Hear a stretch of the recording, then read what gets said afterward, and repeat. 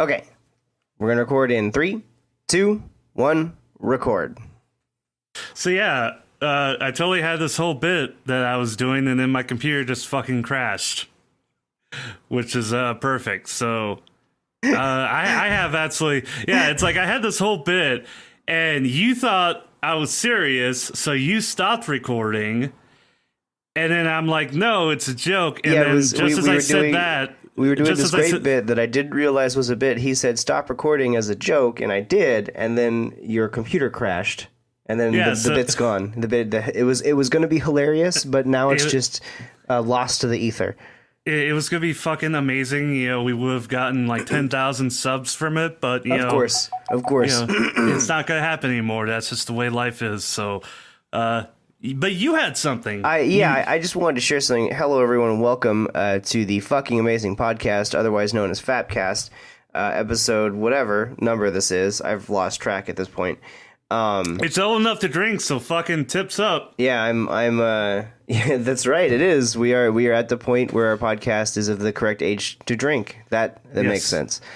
My name is Bullshit. Of course, I'm joined with Mdefmec, but I just want to share with you.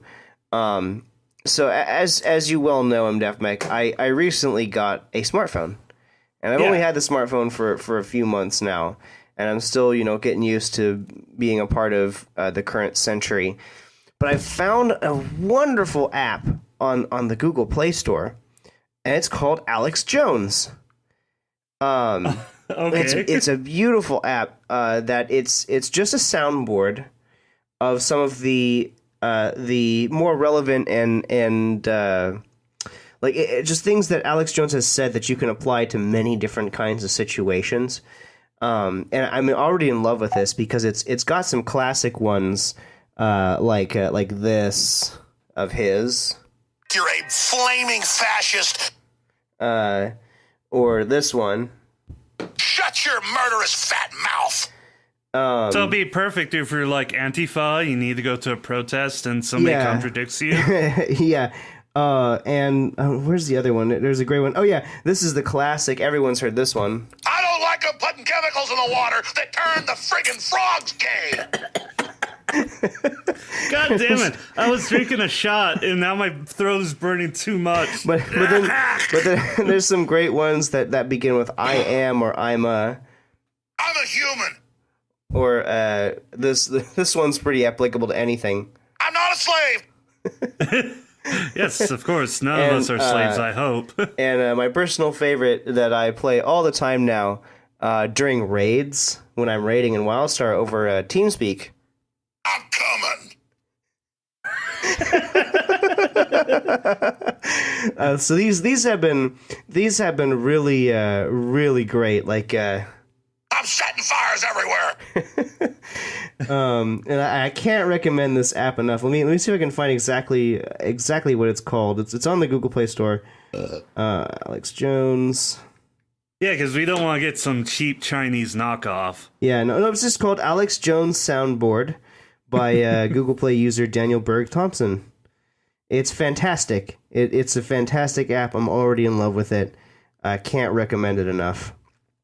Anyways, we're not sponsored by them, so I'm not going to say anything else more about that app other than that you should check it out. It's not a piece of cool shit. It's just, one of them great soundboard apps. My favorite kind of meme, my favorite Alex Jones meme is, and it's something that I want to include in the RPG game, yeah, ATM machine, in the RPG that I will make someday. It's in the works. It may be an 80-year project, but it's in the works. Where it's just that picture of Alex Jones like walking towards the camera, but it's just one picture, and it's a GIF where it's just flipping side to side, so it looks like he's walking, and it's to the tune of that one song. From Onet Town in Earthbound. Oh yeah, yeah. Because no matter when you start it, it's always in the it's just always in sync. It's always in sync. That yeah. Alex Jones is a veritable fountain of good wholesome content, a wellspring of eternal hilarity, if you will. Yeah, he's a horrible person, but he makes wonderful content. Much like going back to my old theme of that I've talked about before, love the so yeah, it's he is never ending wellspring of Font. just yes, a fountain. He's coming. He's coming. He's coming. So all right, why don't we get into our main topic here, because I was about to say this is a pretty big fucking deal. yeah, this is a pretty big fucking deal. I do know that when this episode goes out, it'll probably be about 2 weeks or 3 weeks after it's actually happened. But stay relevant. 2 stay weeks, relevant 3 as much years. as we can. It's either relevant or retrospective. Yeah, exactly. So, Neogaf. It's a gaming forum. It's a fairly.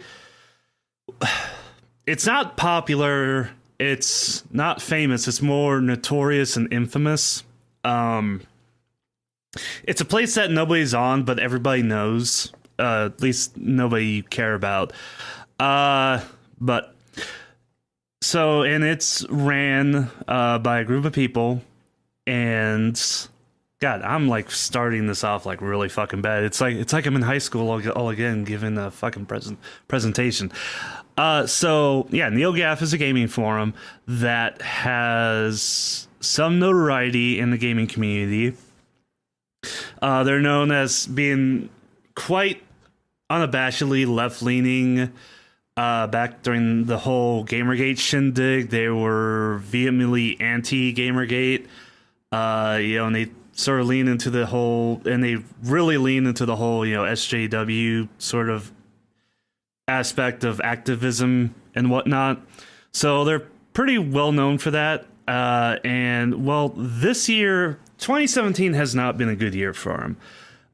Back earlier in the summer, one of their moderators was charged with and arrested for pedophilia, for having content of underage girls or underage kids on his computer, and he was taken away, and he's in jail, thankfully, or he's been charged. I don't know if he's in jail yet, but he's been charged, thankfully. And this caused a bit of controversy, and you had a lot of, and the thing with Neogaf is that not only do they are they how they are with their activism and their biases, but they're also just in general despised by the greater gaming community because of their arrogance and presented elitism. They are perfectly willing with banning people for any minor infraction. They're often viewed of as sort of a hive mind. Let's just say they're the kind of people, and they have banned people like Total Biscuits and Boogie 2988 and the like for not, I guess, towing whatever line they have. They're just a very arrogant, and in the minds of many people, very despicable community. Now that happened earlier in the summer. One of their moderators was found out to be a pedophile and was caught, charged, and arrested. And now we come to October, to basically the weekend of the 20th, where we find out that the administrator, the owner of Neogaf, is an alleged sexual predator, and this was outed on a Facebook by the victim, and she's claiming that this happened. Now, I we'll try to be fair and just say it's alleged. I'm not saying he did anything. We don't have evidence of that yet, but with what she has claimed and the actions of the Neogaf community and the website and the administrator himself, lean towards him being very, very suspicious. So this is a post on Facebook by this person, by this woman, talking about her experience. I remember a man who claimed to be my friend going on a road trip to New Orleans. In NOLA, we drank and had fun, and one night we had been drinking in our hotel room, and I got sick. I was throwing up, and I decided to hop in the shower to feel better. I was surprised when he got into the shower, fully naked, behind me. I had a boyfriend at the time, and didn't think I had given him any reason to believe I wanted this. I didn't cheat. So I told him that it wasn't okay, that I was sick, that I had a boyfriend, and I didn't want that. He got out and slowly started resenting me, being mean to me, ignoring me, in the city he drove me to. I couldn't wait to get home. I couldn't tell my partner for fear that he would claim I led him on. My relationship with my boyfriend suffered and we broke up soon after that. I couldn't come out about this situation because of the perpetrator is a semi-famous man in video games who would have retaliated, and I couldn't afford to defend myself. There are websites dedicated to this person's sexual assault history. I don't know. I was scared. I was tired. I still can't post his name out for fear. Fear for a film he acted in for me. For fear of ridicule. For fear of not being believed. I don't want to be silent anymore. I will post stories until I don't feel like it anymore. And there are so many. And then going back through the replies, and she's getting condolences from friends and stuff, and she gets a reply saying, "Stand up and say his name anyway. Time to take your power back, sister." She replies, "Not right now. I don't want to go back there. I don't want him to ever contact me. I got lucky." And a couple minutes later, she says, "Fuck it. Google Evil Lore." And Evil Lore is the admin for Neogaf. And I'm going to post this picture in the show notes. Go take a look at it. It's from Nick Monroe on Twitter. He's a freelance author, and or writer or journalist, and he's been keeping track of this. And the thread that this screenshot is from on the right is from Neogaf, and the thread has been deleted, as has every single thread trying to talk about this. They are all gone. People who bring it up were banned. Moderators, all but one moderator left, and there are basically no admins. I mean, yes, Evil Lore is an admin there, but he has been radio silent since this has come up. And earlier today, around 5 o'clock in the morning, Neogaf stopped responding. At the time, if you typed in Neogaf, it just went 503. 503 service unavailable. If you go to Neogaf now, it's still 503. Neogaf is gone. It no longer exists on the internet outside of archives. This is where we're at now. This allegation was made, and you could say that, oh, this is just one allegation. We have to be skeptical. And yes, I would agree. We would have to be skeptical. But the behavior of the admin and just being completely silent and then taking down the entire website, a website that was valued at $10 million. A company tried to buy Neogaf and offered Evil Lord $10 million, and he refused. This website is fucking gone. And if that's not a direct admission of guilt, I don't know what is. I don't know either. And I know we're not going to talk about the whole greater thing that's going on right now with people, both women and men coming out about stuff happening, sexual assaults and sexual harassment and sexual predators. And you could say, oh, one allegation, this is something we have to be skeptical about.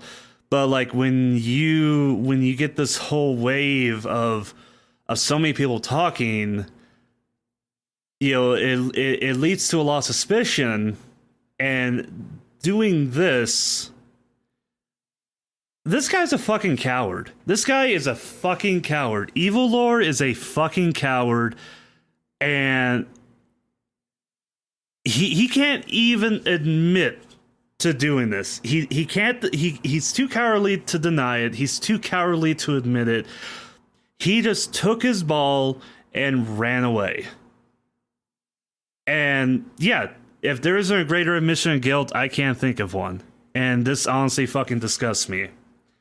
As far as this victim herself, I congratulate her, and I'm proud that she finally built up the courage to talk about this, because stuff like this is very difficult to talk about, especially if you feel like you're the only person around. So yeah, I just want to say good on her. Good on her for telling us about this.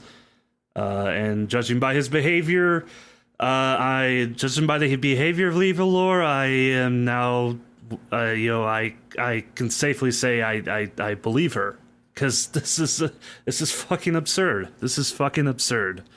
I'm gonna get into this for a little bit. You know how we were talking about earlier, or as you were saying earlier, Total Biscuit got banned from Neogaf. I never liked the existence of Neogaf.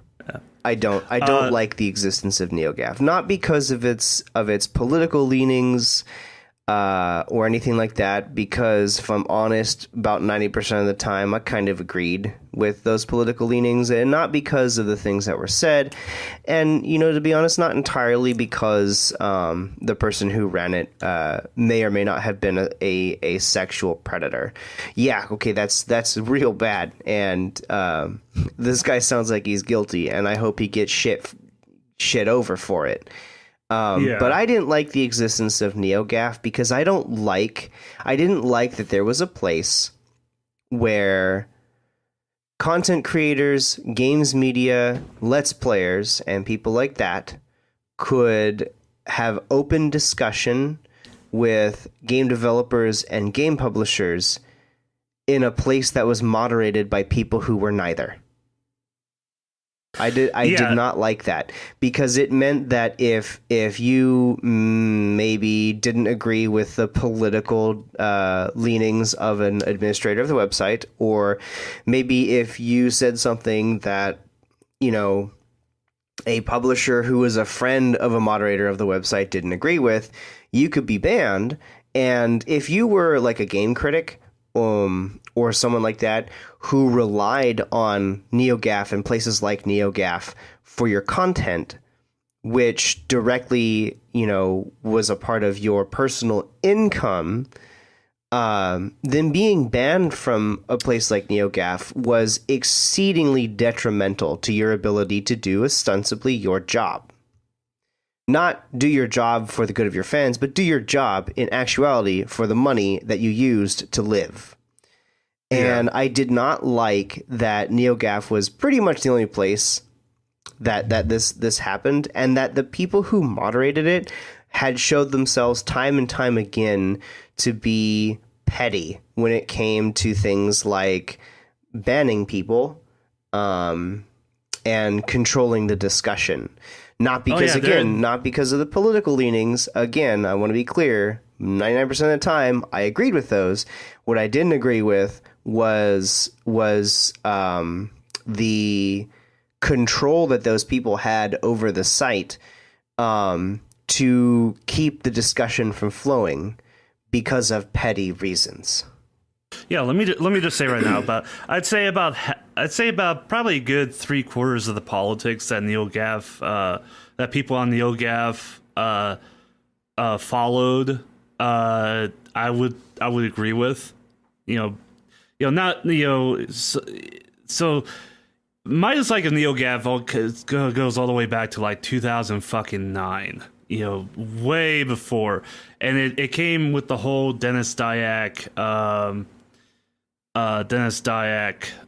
shit that went down back then, and just the dislike I had with how much sway they thought they had over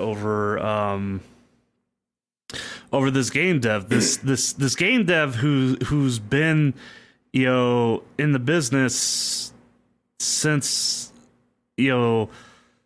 since the early days of gaming, since back in the Amiga and DOS days, founding Silicon Knights, having created games like Eternal Darkness on the GameCube, and just because he basically, what happened was oh god, how do I get into it? This happened so long ago that's kind of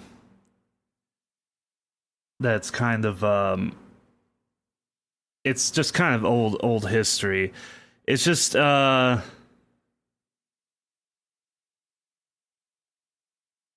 god, this is actually, yeah, it's about the whole it was essentially boiled down to the whole journalists and devs like under the same roof kind of thing, and he felt it was too not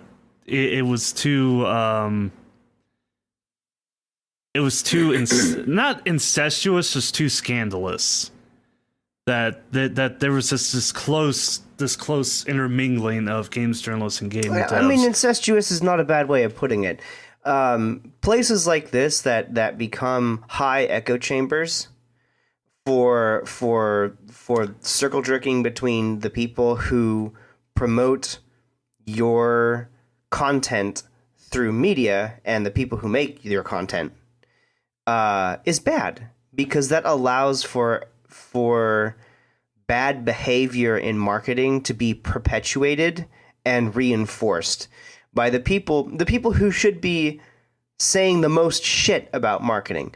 The people who should have the highest opinions about marketing should be the people who are delivering that marketing to the general public. So, like, you ever think about this, like all those commercials that television stations reject because they're either offensive or they don't fit with the television station? Oh yeah. And that they have the power to do that. That is such an incredibly important power. And so, when a publishing company tries something stupid, like say, let's take for example Activision's latest thing. With the whole algorithm. With the whole algorithm that makes it so that if you haven't purchased anything in a game. What game is that for? I can't remember. Is it for the new let me you keep talking. Yeah, I'll Activision had is publishing this game, Shooter, of course. Yeah. And they have this out there. They've patented this algorithm for it that makes it so that if you haven't purchased any of the ostensibly pay to win items for the game, you are more often going to be matched up against players who have, so that you will more likely always lose. Destiny 2. Thank you, Destiny 2. I couldn't remember because I was going to play Destiny 2. Okay, I was going to play Destiny 2. I was so down for Destiny 2. And then this shit happened, and then I completely forgot about the game because I'm not going to play that now. But yeah, there's this whole thing where it's like, if you pay for the game, you are more likely to be matched up with people who haven't, so you can win more, and so that they can lose more, so that they're more incentivized to pay for the game. Fuck you, first of all, because that kind of system is already inherently broken, and making it worse really only shows how shitty you are. And things like that. Like, I really have not seen that many people talking about it. You know who I have seen talking about it? Total Biscuit. He was one of the guys who was banned from Neogaf. You know who else I've seen talking about it? Jim Sterling, one of the people Neogaf hated. Yeah, people, Jim Sterling, Total Biscuit, fucking Boogie 2988, fucking Sid Alpha. Guess what all these people have in common? They're all banned from Neogaf. I don't think Jim Sterling's actually banned from Neogaf, but I know a lot of people on Neogaf didn't like him. A lot of people on Neogaf fucking hate him, and he no longer posts there. But yeah, like fucking all these other, basically the people we watch and we tend to entrust our news in regards to video games, both mean and bullshit. The majority of them are either not posting or banned from Neogaf. And that should really tell you something, because it's just more of an example of how when the people on this forum got behind an idea, how much power they wielded over devs and journalists to push their idea, and the ones who didn't were just excised, completely removed, and very often mocked for having that happen to them.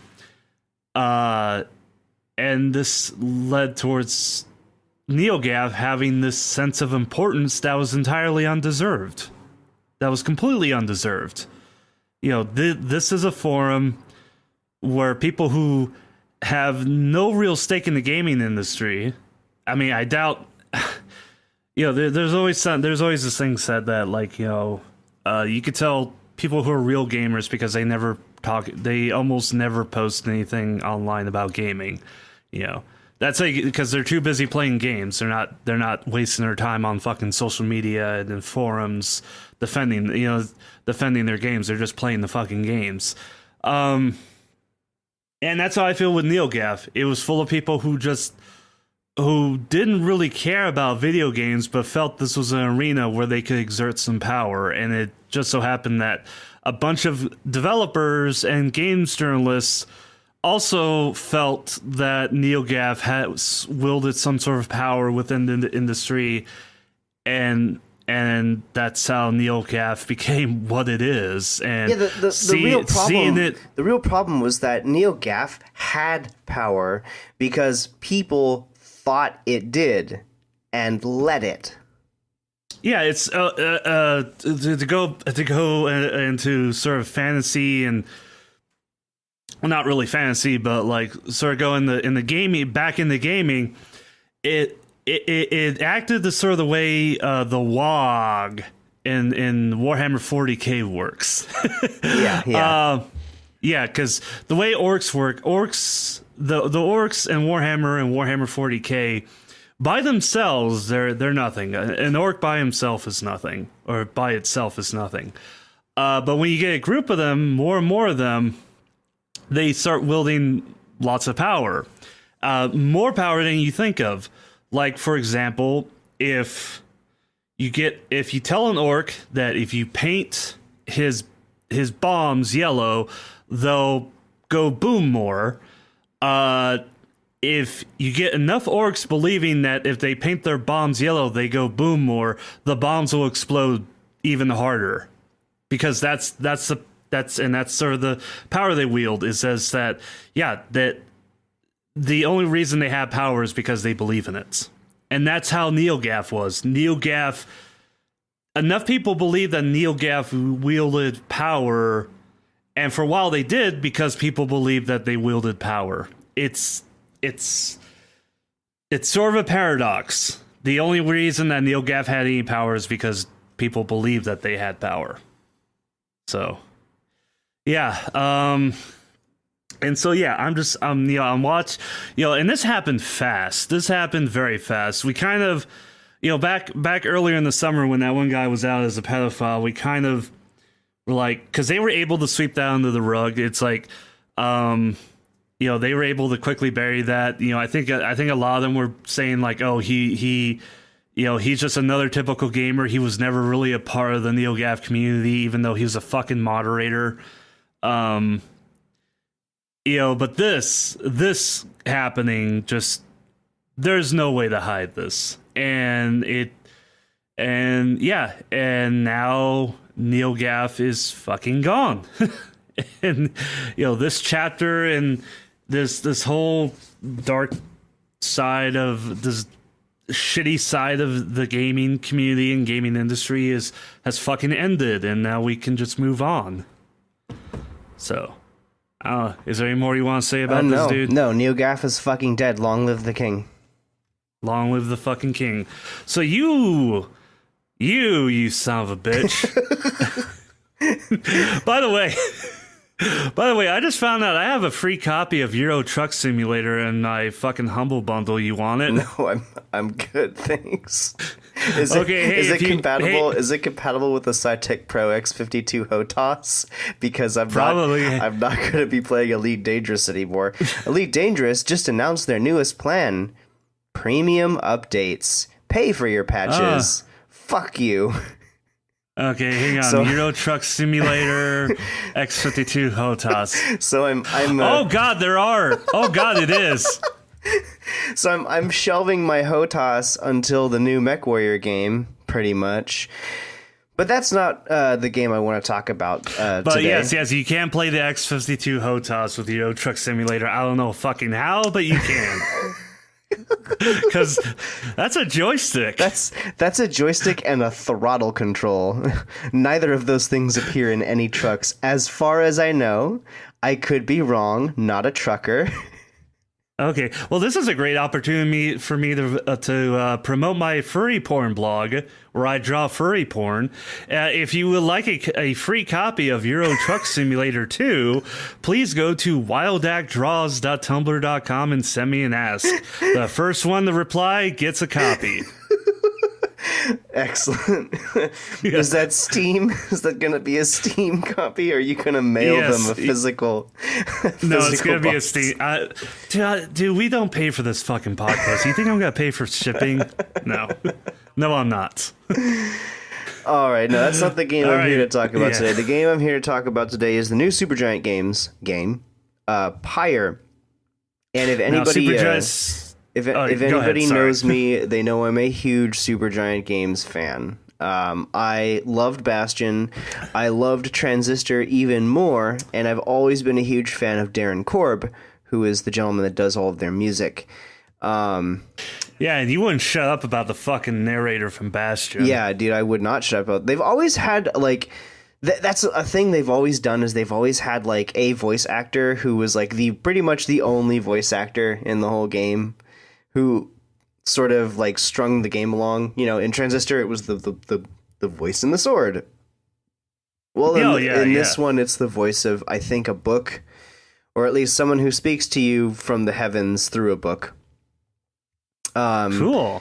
Who also acts as basically a sports announcer for the game, which is hilarious. So, Pyre, oh man, Supergiant Games has always had a long history of doing really weird things with their games. Bastion maybe not so much, but Pyre really takes the cake with them as being a very unusual game. So let me break it down into the simplest way I can describe exactly what Pyre is like. All right. Pyre... All right, break it down for me, bro. Pyre is like playing Oregon Trail... But instead of those mini games where you go hunting and you ford rivers, you play NBA Jam with League of Legends characters. That's the best way I can describe that. Most important question right now that I have to ask you is, much like in NBA Jam, can I put in a code and can I play as Barack Obama, Hillary Clinton, Donald Trump, and Ted Cruz? No, you cannot. That was 1 out of 10, IGN. That was the best feature of NBA Jam, being able to play as Bill Clinton. Yeah. No, it's Pyre is sort of like, it's presented as a sort of visual novel where you have all these characters and they're stuffing themselves into a wagon and they're going on this great journey northward to escape basically purgatory, or in the words of Oregon Trail, to make it out west where there's opportunity and freedom. And along the way, in order to earn their freedom, they have to fight other people for it. But instead of, like, you know, turn-based battles or that real-time battle system they had Bastion, the battles are just a basketball game where you have your team's Pyre and your enemy's team Pyre, and this ball gets thrown into the middle, and you have to throw your ball into the enemy team's Pyre to douse it. And whoever's Pyre goes out loses. And the actual balance mechanics of the Pyre battle system are really interesting. Basically, every character has an aura that surrounds them in a circle, or it's like basically a sphere. Well, it's more like a flat circle. And touching that aura kills you, or banishes you to an ethereal plane for a certain amount of time. Each character has a statistic called hope, and how much hope whatever their hope stat is determines how long it takes for them to come back from being banished by an aura. And then characters can also throw their aura, and every character has their own way of throwing their aura. So, like, some throw it in a cone, some throw it in a really long line. There's a character whose aura is always snaking out behind him, and instead of throwing his aura, he teleports back to the end of his aura and explodes his aura along the way. That's kind of cool. There's characters that throw their aura, and, like, there's one that throws his aura out in this huge circle, and it explodes everyone inside of it, and stuff like that. So it's really the aura mechanic is really interesting. And then, of course, you know, they have a stat called presence, which determines the size or width of their aura. And when you grab the ball to run it into the enemy's pyre or throw it in the enemy's pyre, your aura disappears and you become very vulnerable. And every character only has 1 HP, essentially, so touching the aura is instant banishment. Oh, jeez, it's a lot like that one game I can't remember. And so if... yes, exactly like that one game you can't remember. We're all thinking it. You just said it. It's something to do with dungeons, and you have like 1 health and 1 arrow. I keep forgetting, and it's like a boss rush. It's not Cuphead. It's not. Don't make Cuphead the new Dark Souls. No more Cuphead references, please. Yes. And you can either dunk in the pyre, where you run your character with the ball into the pyre, or you can throw the ball into the pyre. Dunking the ball into the pyre does more damage to the pyre and gets you more points, ostensibly, but it banishes that character for an entire round.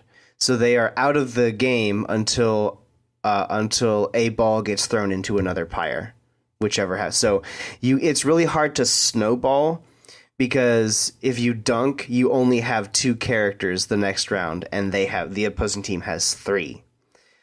But if you throw the ball in, you don't get banished at all, but it does a lot less damage to the pyre. So it's like this weird kind of trade-off.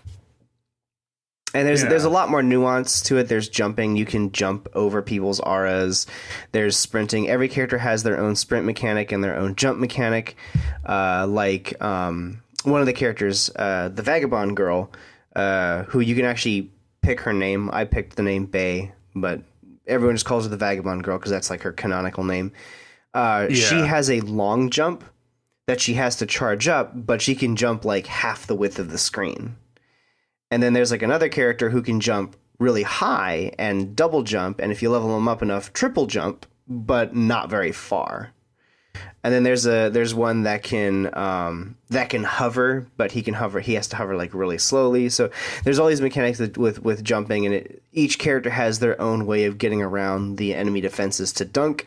And some characters are designed just like for throwing. Like there's one character who could just throw really far and really fast, but he can't run very fast, and his dunking damage is not very high. And then there's a whole system for items where you can put talismans on your character that increase their stats and things like that. All the characters have 4 stats. Hope and presence I've talked about. There's a glory, which is the amount of damage they do if they dunk a ball into a pyre, and quickness, which of course is their speed.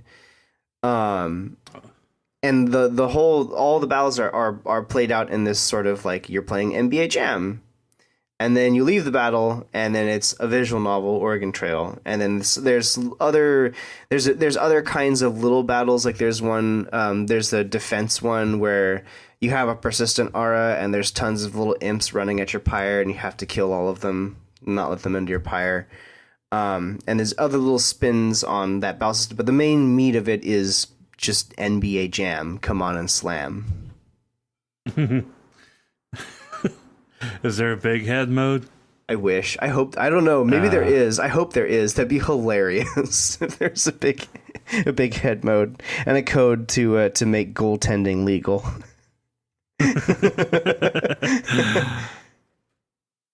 Oh man, that sounds just so off the wall, but that just seems like a lot of fun.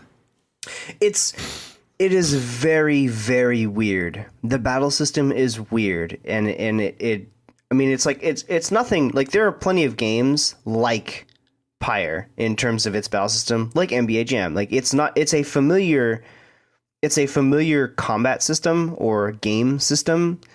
It's just that a system like that's never really been used in the context of what is otherwise a JRPG styled kind of world and game style with visual novel elements.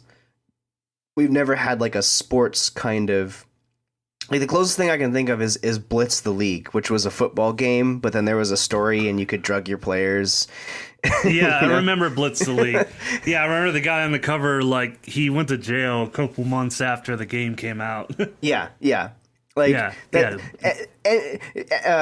Blitz the League is the closest thing I can come to of there having been a game kind of like Pyre, because it like Blitz the League was a sports game, but it really kind of wasn't a sports game. It was also like a grand strategy with like kingdom building elements to it. But then like all the battles played out as just a football game, and there was a huge overarching story about a league and all of this like corruption and politics. So it was like more than just a football game. Pyre is the same way, just basketball instead. Well, I'd say that we should probably pick it up. Yeah, I can't recommend the game enough. It's only $19.99 right now on PSN and Steam. Also, it's on the Humble Bundle store, so you have to buy it off of Steam. Yep. So if you got that 10% discount on Humble Bundle, fuck you. Yeah. But it is evenly priced across both Steam and PSN, which does not happen very often. I actually bought it for PS4 because I wanted to play it with a controller. I would recommend playing it with a controller. That's a personal preference of mine. The only other really thing that sticks out to me, of course, is I'm a huge Darren Korb fan, so the soundtrack is phenomenal. There's quite a few tracks that are vocal, and Darren Korb sings on them. They're very, very good. There's one called "Into the Flame" that's just excellent. I'll link it in the show notes. Nice. Well, I've played a few games as well. I decided to add in at the bottom of our go right ahead. Our main topic. Main topic. What have I been playing? Stardew Valley. Oh, how is that? On the Switch. It's on the Switch now, which is wonderful because Stardew Valley is a perfect game to play while you're in bed, going to sleep. Okay, Stardew Valley is Oh fuck! I'm a bit buzzed right now. It's my day off. I'm a bit buzzed. What the fuck is that one game? Harvest Moon. That's the game. That super popular game everybody loves. It's Harvest Moon on steroids and on the PC, and now it's on the Switch, and it's awesome. The only thing that sucks is you can't do mods on the Switch, so I can't have my furry mod on there. So yeah. But do what you can. Really, that's the biggest plus I can say about Stardew Valley on the Switch is it's just like Stardew Valley on the PC. It's literally the only difference is it doesn't have mod support. That's it. It's a wonderful game. It's a wonderful game if you love Harvest Moon and you have a Switch, get it. If you already have it on the PC and you still love to play Stardew Valley every once in a while and you want to play it in bed or on the shitter, then get it for the Nintendo Switch. It's a perfect toilet game. Also, I've been playing Darkest Dungeon. I bought that game like 2 years ago and I just finally started playing it. And so many people have died. So many people have died. I've sent so many heroic people who all they wanted was coin to their fucking deaths. And it's fucking Darkest Dungeon is a very, very difficult game to play. It is a very hard game. It turns you into a very methodical and cold-hearted person. Because you're like, well, this person is going to die. This, and even in the the devs made a real point to drive home the fact that these are real people because they often say things and talk about things while they're journeying through the dungeons for you.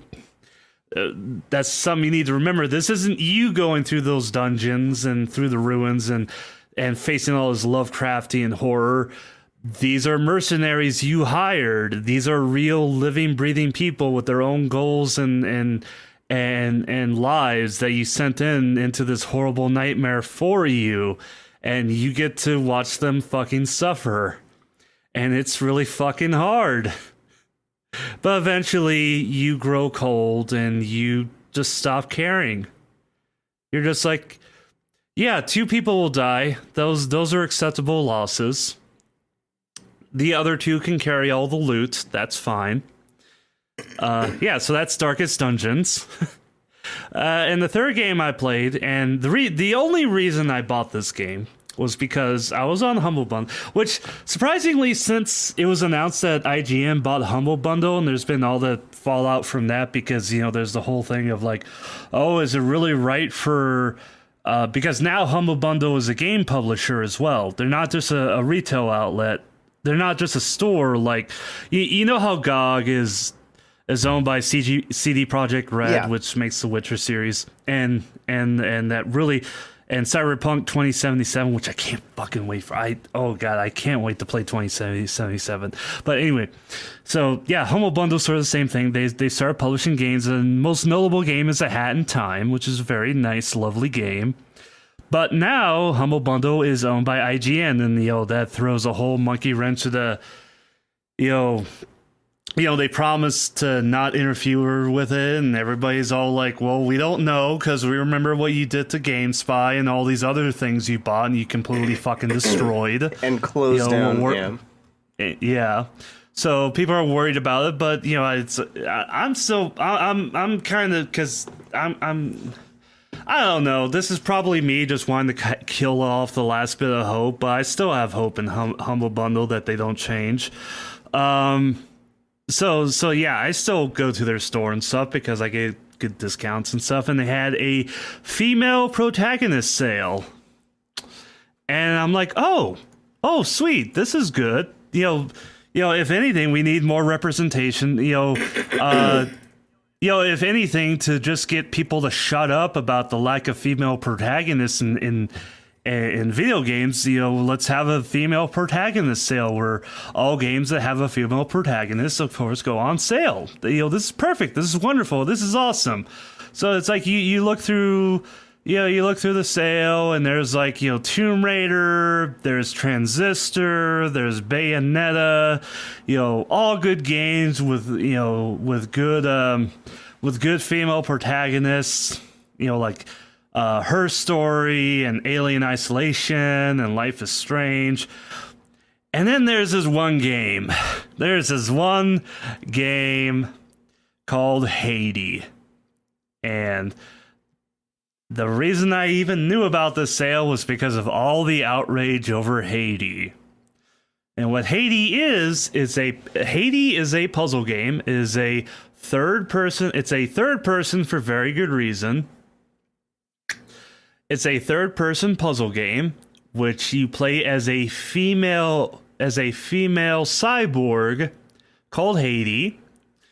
And let's just say that she has functional clothing and very, very large proportions. She's what people would call thick. She's huge. And she's massive. Massive. Oh my god. Yes, and in all the right places. Boobs, butts, and thighs. That's where it matters. And this is what caused the most. It was both Bayonetta and Hades that caused the most outrage because, people hate Bayonetta because they're fucking stupid, and people hate Hades because objectification. Even though she's basically a fucking robot. And in fact, me calling her a cyborg is dubious at best. We don't know really. Some portion of her is human and some portion of her is robots. That's all we know. So I saw this controversy. People were like, "Oh, how dare you? How can you have a female protagonist sale and have fucking Hades?"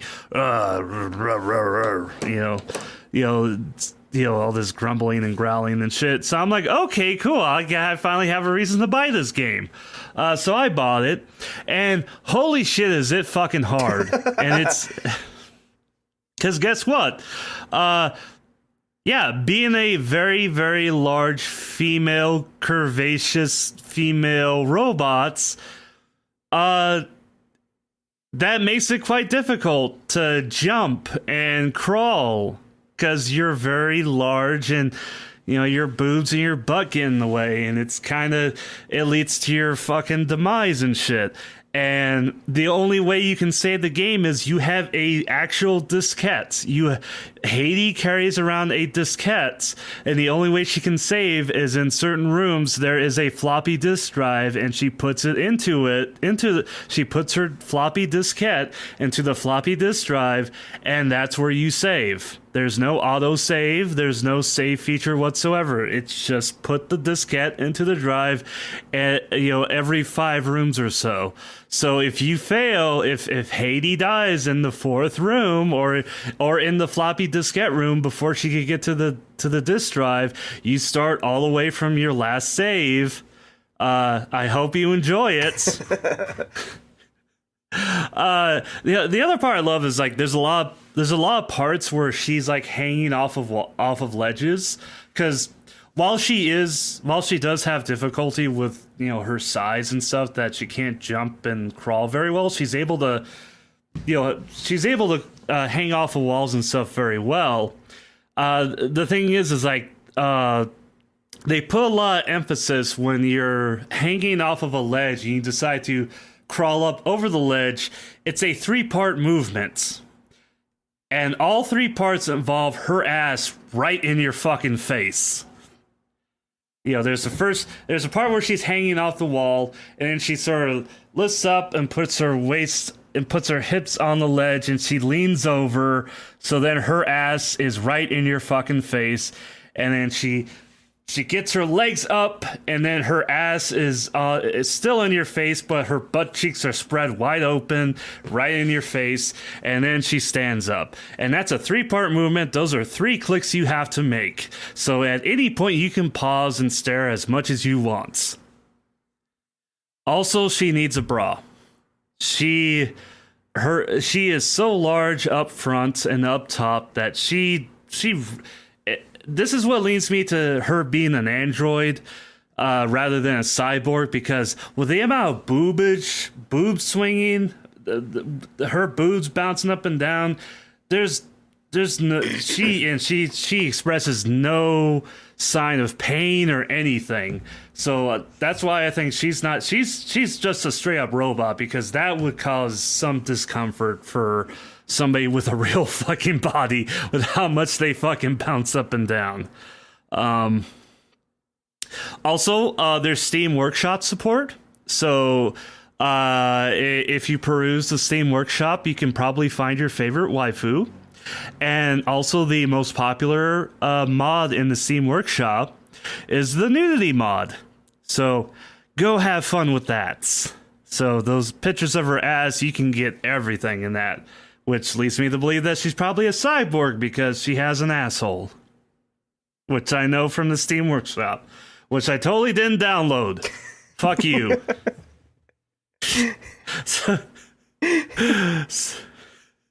So yeah, that's Haiti. As far as gameplay is concerned, it's very difficult. Well, I say it's difficult good in the way that Cuphead is. No, we said we weren't going to reference Cuphead. Yes. It is a very difficult game. Whether or not it's fair or not, it's kind of dubious. Some rooms are pretty obvious, but some rooms it's very... Some rooms are fair, some rooms are not. It's gameplay-wise, it's pretty mediocre. You're really buying the game because you basically have a woman who is very thick and voluptuous, shoving her ass into your face. That is, I'm pretty sure, at least 2/3 the point of the game is having a very thick ass in your fucking face. So, yeah, 9 out of 10 IGN. So. I said a lot more about Haiti than I thought I was, so that good on Haiti, I guess. Anyway, tell me about this little fuck doll you found. So with that, we move on to our cool shit segment, of course, which is the segment at our show where we link a bunch of cool things that we've found during the week, things we think are neat, things we think you should check out. Oh boy, your first thing. Now, let me preface this by saying that you, unlike me, I'm very impulsive when it comes to our cool things. So before we start the show, I'm very on the fly. I'm just like, I'm panicking. I'm like, oh shit, I need cool shit. So for the first half hour, I'm panicking, looking for shit that I found. Meanwhile, you have a whole list. You plan this shit out weeks in advance. So, yeah. But you finally, your list ran dry, finally. After 21 episodes, your list of cool shit ran dry. So you were panicking. So this is all on you. This thing you found. I just want to say, maybe you might want to check out the other things from this seller. Because there's customers who viewed this item have also viewed that whole section down here because it's incredible. Yeah. Anyways, my first piece of cool shit I don't know why this was in my bookmarks, but I'm pretty sure it was in my bookmarks so I could horrify people with it because it's utterly terrifying, the pictures of this thing. It is the Sex Flesh Seduce Me Scarlet 3D Love Doll with Head. Which is, it's in its own right a frightening thing to read because it implies that there are ones of these that don't have heads, and I'm going to be honest, I don't want to see them if they don't. Because that's even more horrifying. Well, they're down there, and the customer who viewed this item also viewed. Oh, God, no, there is one that does not have a head. That's awful. Oh, it's awful. Yeah, Why?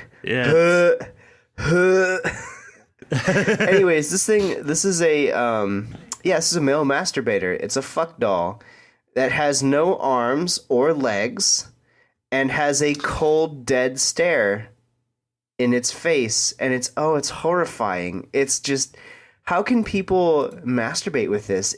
I would be so creeped out if this thing was physically in the room with me. I would be so creeped out.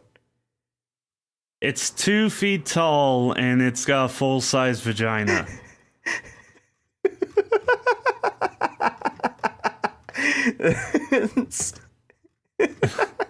Now, when you first showed this to me, I made the immediate comparison of you remember that meme from 4chan, like way back in the day, like in like 2005, 2006, the whole Desu thing that fired up on 4chan. It's like one of the first big things to come out of 4chan was Desu. That's based off the anime Rosen Maiden, and this looks like one of the dolls from Rosen Maiden. Yeah, that's horrible. Yeah. This is horrible. This is a horrible thing. Why is it's just so creepy. Like, guys, if you're gonna get a fuck doll, like, please get a full size one. Get a real fuck doll. Like, don't half-ass this. Get one of those fucking $5,000 fuck dolls that also, that is huge and full-sized and is lovingly crafted to look 100% real. Don't get these knockoffs. The way you want the way you want it to look. Yeah, you can get those custom made, can't you? Yeah, you can get like furry ones. You can get anime style ones. You can get them with like as small or as big boobs or butts as you want. If you're gonna spend like $5,000 on a sex doll, they'll do whatever the fuck you want. Yeah, exactly. Get one of those. Don't get this weird, creepy, soulless doll. Like, it's just, it's so creepy. I don't think I'd be able to sleep if this thing were anywhere in my room, even locked up in my closet. Just because it's got no arms, no legs, and this dead, soulless look in its face that's just... could you imagine like a creepypasta based on this? Like, it's in your sock drawer, and one night you just hear a... It's fuck me. rattling in your drawers. Fuck me. I love this review by Gran Turismo Racer, verified purchase on Amazon. This is both a raving review and it's also so fucking sad. Here, let me please read this. It's been more than 3 years since I ordered this item. God. I did use it a couple times, but then I just put it away. All I gotta say is I loved it. It feels real. It feels like skin. The doll feels like it's actually a girl that you are humping. No. Tits are good, as well as big enough so you could stare down while you're humping the living hell out of it. The vagina and anal hole are tight at first because it was new, but as time goes by, it'll start to open up more and more until it reaches a point that it might tear. It's not a big problem, but for those who want to maintain the doll in good condition, it will need minor repairs. The ass is round and tight, though it does feel like you're humping a child at some point. Oh my god.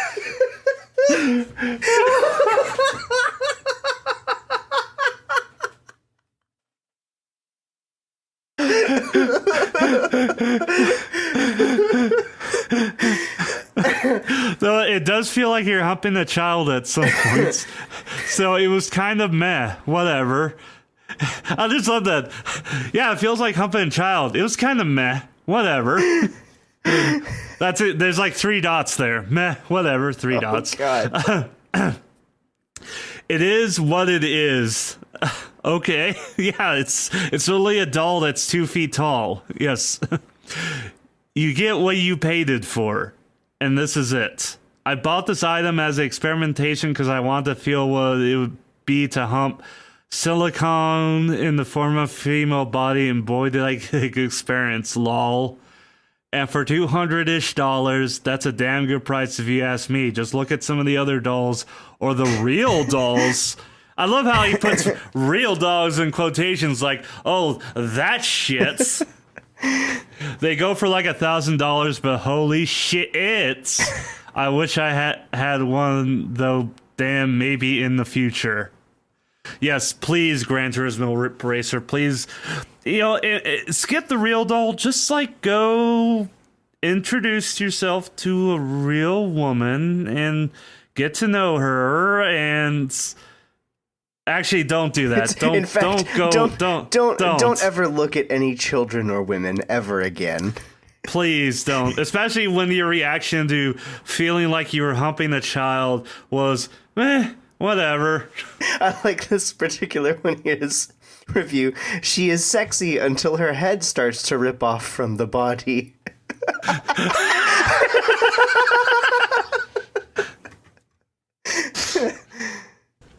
Oh, they missed a really good opportunity. What they could have done was like they could have made like where you could pop the head off and put the head on of like if you're like really into Sunset Shimmer from MLP, you can just pop the head off of one of the MLP dolls and put it on this thing. And put on like a mascot head. Yeah. Hey, Chellis from Horse News. There you go. You can finally fuck. Not only that, like they missed a real opportunity where they could actually just rip the head off and then like paint it to look like it's like, like misty, ghosty kind of thing, and just say it's a Dullahan. People are. Oh god, they could have gotten sponsorship from Monster Musume and that other Monster Girls right? show. Yeah. People want to fuck Dullahans. Yeah, they could have totally did this. This is fucking horrible, dude. Oh god, I found another one. Oh god, remember that where No, I'm gonna wait. Did you find the Fuda one? No, but is there one? Because I want that. Yeah, there's a Fuda one. Hang on, we're gonna leave this as a surprise for the listeners. If you find the Fuda one, if you find the Fudanari one, congratulations, you win the prize. I just linked it to you in over Discord. Okay, I found another one that I'm going to link. It's horrifying. Ugh. This thing is 2 feet tall and has an 8-inch dick. Here's another one. Here's another one that's got vaginas in its vagina. I'm gonna link this one after. Oh my god, it's got double-ended vaginas. Oh my god, it's like a fucking sea animal. It's like a sea anemone just full of vaginas. What the fuck? Is this for like a gangbang where the woman doesn't show up? I'm just gonna link it after my second piece of cool shit as oh god, why? This thing is horrifying. It's got a vagina and then like another vagina and then vaginas on the side. Oh god, you want to see something even worse here? Here, I'm gonna link. There's like a never-ending. This is fucking horrible. There's another one. There's another one that's like a mouth masturbator, but it's got like teeth, but the teeth are incorrect. Like, ooh. Dude, look at the thing. Oh my god, look at the thing I sent you. There's like pictures of it. It's got like little gimpy legs. No. We're done here. Let's move on to your. This has 144 customer reviews. Who the fuck bought this thing? Let's just move on to your next piece of cool shit. This is fucking. Wait, no, you just sent me some. So hang on. Oh. God, that looks like something out of a fucking. That looks like something out of Dead Space. What the fuck? R.I.P. Visceral Studios. Oh, that's sad. Now we're sad again. Yeah. All right. On to my way less gross thing. It is because, as people know, I'm a huge fan of Forza Motorsports, and I'm also a pretty big fan of Gran Turismo. But right now, more with Forza, and I'm just posting up this video. The show what I feel is the key differences between Gran Turismo and Forza Motorsports. And it's a graphical comparison done by Digital Foundry. Digital Foundry is an amazing channel. They're a really great channel that does comparisons and technical reviews of video games, so you can see exactly how games perform across a variety of consoles and along with the PC. And also does comparisons like this between two very similar games, so you get a good idea of depending on what you want, where you want to invest your money in. And this is a really good comparison between Gran Turismo and Forza Motorsports, because again, I'm a fan of both series, but I'm in it for different reasons. It's like, and this does it best. This shows it best because basically the way you can break down Gran Turismo and Forza is that Forza goes for quantity and Gran Turismo goes for style. Because if you look, Forza has over 700 cars, and that's a fuck ton of cars. So it's like literally you can find your favorite car in Forza and you can drive around and race around in it and have a grand old time. Gran Turismo has a much smaller list of cars. I think it's only like a couple hundred, which is still a lot of cars, but it's way less than Forza. And they just really focus on getting every single detail. Like, let's say, for example, and bullshit, one of your favorite cars, the Mazda Miata. You know, you can find it in both games. Both games have the Mazda Miata, but Gran Turismo, if you want to feel like, as best you can feel like with a console racer, if you want to feel like you're in a real Mazda Miata, then you go for Gran Turismo. It's amazing. They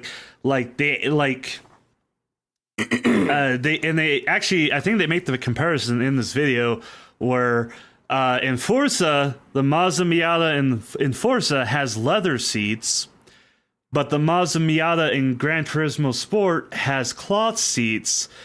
And the reason Forza has leather seats is because it's easier to render leather than it is to render cloth. Because if you look at the cloth seats in Gran Turismo Sport, you can see the individual threads. That's how fucking detailed Gran Turismo Sport is. This video just shows a good example of why I love both of these games for very different reasons. And yeah, this is shit that, you know, I'm pretty sure some people on, you know, who listen to this podcast don't care about, but this is something I'm into, and if you're curious, go check it out. It's 23 minutes long, and if anything, even if you don't give a fuck about cars, if you don't give a fuck about these series, you can at least appreciate the amount of detail and work that they put into making these cars as realistic as possible. You can at least appreciate that. So, all right, back on to you. Okay, my last piece of cool shit here this week is a little YouTube video called Live Action, the Adventure Zone fan film. Last week, I linked McElroyShows.com, and it was a place for you to go to check out all the shows by the McElroy brothers. One of those shows, of course, is the Adventure Zone, which is currently one of my favorite Dungeons & Dragons podcasts.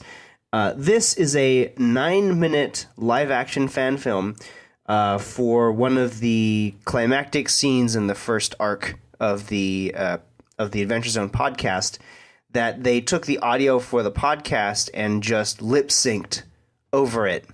This really hilarious fan film that's excellent. I highly recommend checking it out. It's really, really funny, and I'm actually hoping this group does more of them, because it's very good. It's very well done. Nice. And right now I have Adventure Zone because they also do an audio podcast. Well, yeah, they're an audio podcast, but they also do a lot on YouTube. But I have it all queued up on my podcast app, so I'll download them all and check it out. Yeah, and I really wish that the McElroy brothers weren't on Polygon, because I really don't like Polygon. I don't like supporting them, but I do like McElroy brothers, so I guess I'll just fucking suck it up until they finally leave Polygon. Which, by the way, not to go off topic again, but did you hear? It sounds like the Escapist made a post, and it sounds like the Escapist is not gonna last much longer. That's unfortunate. They basically just admitted that the only thing that the Escapist is anymore is Yahtzee, and well, it sucks because the Escapist was a pretty good place to go. It was a pretty good website, but well, if really all you have is just one person and he's the star of the whole entire thing, and there's nothing left, then well. Yeah, that's just the way business is. So it's not dead yet, but it's probably going to be dead. So yeah, that sucks to hear. God, that was depressing. I'm sorry. Let's go back to happy shit. My other cool thing is cars again. So in bullshit, if you need to go take a piss, go ahead. No, I you kind of like cars. Yeah, I mean, you work with cars all day. It's kind of like how I kind of like trucks. And because I work with them all day. This is from a channel I really like that I feel goes really. I think they deserve more subscribers, especially in the Forza and Gran Turismo world. And it's Hammer Studios Gaming, and what this link is, it's a link to one of their playlists for a series they do called Unsung Heroes. And really quick, Hammer Studio Gaming, they do reviews of cars both in Gran Turismo and Forza, and they review based on performance, like how does the car feel in the game, what's its upgrade path, can you really buy a car and hang out with it and ride with it for a while, or is it just gonna be something you buy just to play around a little bit and just throw in your garage and forget about? They do a lot of videos like that, and they also do build guides. So it's like, hey, let's take this car and here's how you can build and tune it to go 270 miles an hour. And it's a fucking Honda Civic. Yeah. A Honda Civic going 270 miles an hour, where you can fucking do it in this game. Let's show you how. They do videos like that. But this is a little series they do. It doesn't involve video games. It involves real fucking cars. And they show off cars that are incredible, but also forgotten. Like, there's 2 episodes in here, and they're very quick episodes. They're usually from 4 to 7 minutes long. And the 2 I really like is episode number 2, the Toyota Mega Cruiser. And this was an episode about a truck built by Toyota, which was basically a copy of the Humvee, of the AM General Hummer, that gigantic, massive fucking military truck. Toyota built a copy of it for the Japanese military. And they sold it in a civilian form in Japan, and it's fucking gigantic and incredible. And episode 6, which is a Russian truck built by the Russian company that builds limousines for the government. They built a gigantic truck to survey and explore Siberia. And it's this gigantic fucking apocalypse Fallout's fucking Doom vehicle. It's a vehicle that looks like it belongs in fucking Mad Max. It is gigantic and incredible. It looks fucking incredible. But they also show cars made by boutique manufacturers and cars built by racing teams, just to show off concepts and designs that eventually got into production vehicles. Because that's the thing in the automotive industry. If you ever pick up a magazine a car mag, and it talks about a particular auto show, and you see all these concept cars that are so wild and crazy, and you're like, oh, they'll never put this into production. And it's like, yes, that's true. They don't put those cars into production, but what those cars are is that they take all these different ideas and they're like, okay, we have all these crazy ideas. Let's actually build a car around these ideas and see if it works. And that's how concept cars work. And they say like, okay, this idea worked, this idea didn't, this was stupid, this was dumb, this was great. And they take the ideas that are good and they put into actual production cars. And that's what some of these cars were, is that they were just concept cars, never intended to go into production, but the ideas and the lessons learned from these cars eventually win the production cars. And because people forget and they don't care, or history moves on, time moves on. These concept cars are forgotten. So Hammer Steel Gaming, this channel, they go back and they look at these cars and they were like, hey, this is this car. This is what it did. This is why you should remember it. Let's remember it with this video. So yeah, that's my second and final cool thing. And my bladder is going to fucking explode.